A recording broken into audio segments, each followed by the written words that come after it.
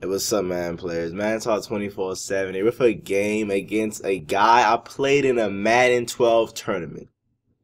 I played this dude in a Madden 12 tournament maybe 2 years. I mean, when Madden 12 was out, what am I saying? Maybe 2 years ago. When Madden 12 was out, played him in a Madden 12 tournament at my school. The prize was an iPad mini. So I played this dude, never saw him before, played him in a Madden 12 tournament. And when I say that game was a classic, I wish I could have recorded that game, but I have to say this game was also a classic too. He's the Bills, I'm the Bengals. And just a bunch of crazy stuff happens in this game. Just crazy stuff that should not happen. There you see catching passes on 4 or 5 people. This game, just when you think you have a lead or just some crazy things start happening in this game. But it was definitely real cool. It was definitely real cool to play somebody who you played in a tournament setting before. And just being able to play them 2 years later in the next Madden. The way that this guy found me, I played him in a Madden 12 tournament, ended up winning that tournament. Me and my boys sold the iPad mini on eBay, and we split the profits maybe 70 to 30. We split the profits, me and my boy, just because we both helped out one another. If he wasn't there, I'm not gonna lie, I would probably not have won the tournament. We were breaking down schemes after games, you know, really involved in the tournament. So we split the profits 70 to 30. That was what we agreed on before we even played a game. That's what we agreed on. But this guy found me maybe 2 months later on my YouTube channel and said, yo, I'm the guy you played at that Madden 12 tournament. And it really caught me off guard. It really caught me off guard because I thought that I lost this dude, honestly. I thought that I lost him. I thought I lost contact with him because back then my gamer tag was Sammy Sosa 300 with 2 O's, no zeros, 2 O's. So it was a difficult name. I wrote it down for him. I guess he did not find the name. People did have a hard time finding me with that name, but I'm a really big Chief Keef fan. That's where the Sammy Sosa came from, and the 300, not the baseball player, the rapper Chief Keef. Really big fan of his. I honestly think he's a top 5 rapper. People call me crazy, but his energy, his passion, the beats, I honestly think is unmatched, honestly, by many people, but that is for another time. So here's the game. I'm the Bengals squaring off against the Bills, and it's a tough game for Josh Johnson. Josh Johnson was under pressure all game, getting hit. He even gets injured this game. There you see getting smacked. As soon as I hike the ball, I'm falling over nothing, throwing dumb throws just like that, and there he goes and scores on the very next play to CJ Spiller, I believe that was, or running back Fred Jackson, not really sure which one that was. Tate is trying to make things happen. Tate was really getting hyped up this game. This is one of the few games where Tate actually brought the return game with him. Some games he gets real hyped up, starts taking back kicks, but there you see Hawkins dropping easy passes, but look at that strike though. And Eifert gets killed right there. 4th down 16. I'm rolling out. I'm trying to make a play. I don't know who's open. I playmaker up my out route. And next thing you know, that's a 30-yard gain just off of playmaking on my out route up the sideline. He dropped an interception. I just decided to run the ball, and we get a touchdown just like that right before the half. And now it's only 30 seconds left. I go for 2, end up getting that. So now we're up 21 to 17.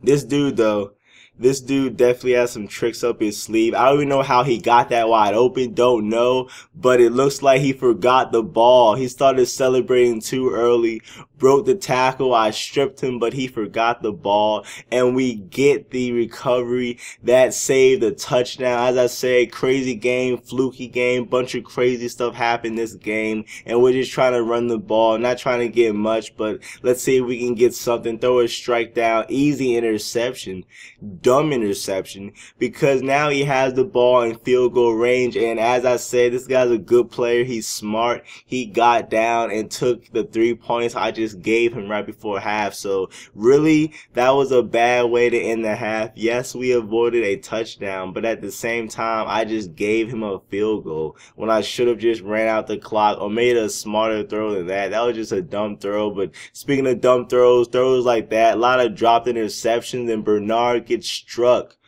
I tried to truck too early, ended up missing, and we got struck right there. And now his offense has the ball in perfect range to score. I'm diving, I'm missing, but look at James Harrison though.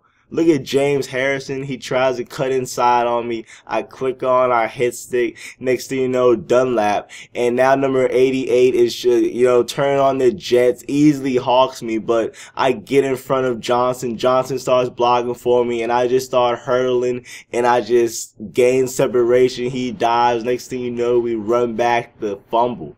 But look at this. His tight end drops it. His kickoff return dude just scoops it up. Next thing you know, he's off to the races also. Got Williams. He cuts inside. Luckily, we get him at the 29-yard line. And this is where I really start to think I can take over this game right now, because I see that pass. I see that, and we drop the interception. This is where he starts to struggle against my defense. We start getting some pass rushes on him right there, make him throw the ball away, and that was just a strike.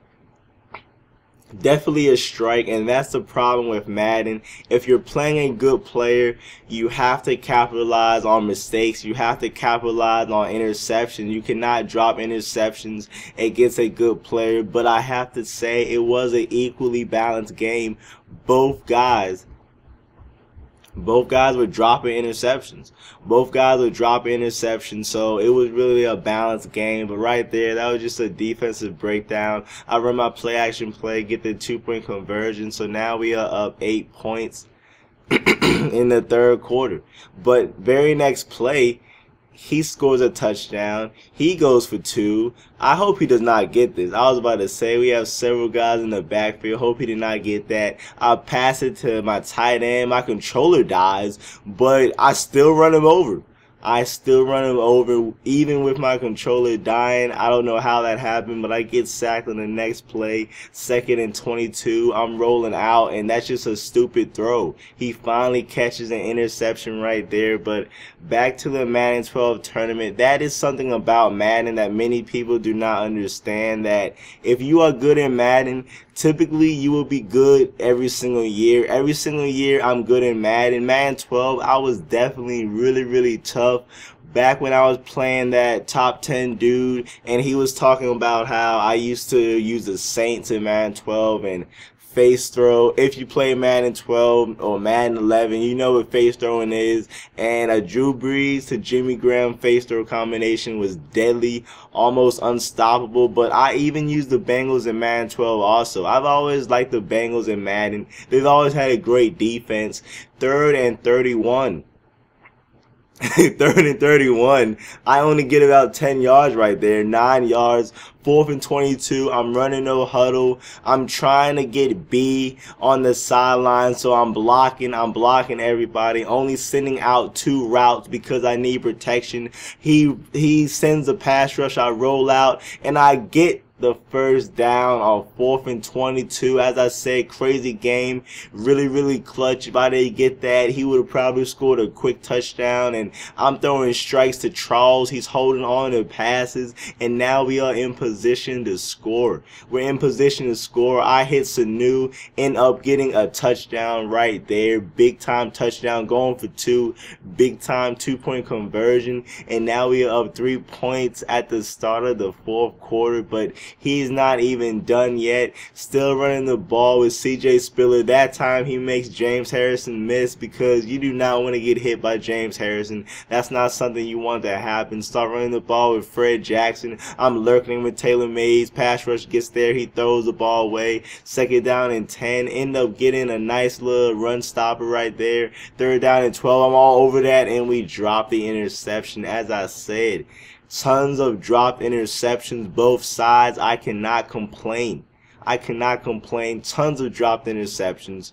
Rolling out, trying to make something happen. I playmaker up Y, end up making a miss. He was worried about Y and worried about Josh Johnson, and I get destroyed right there. He does not fumble, does not get hurt.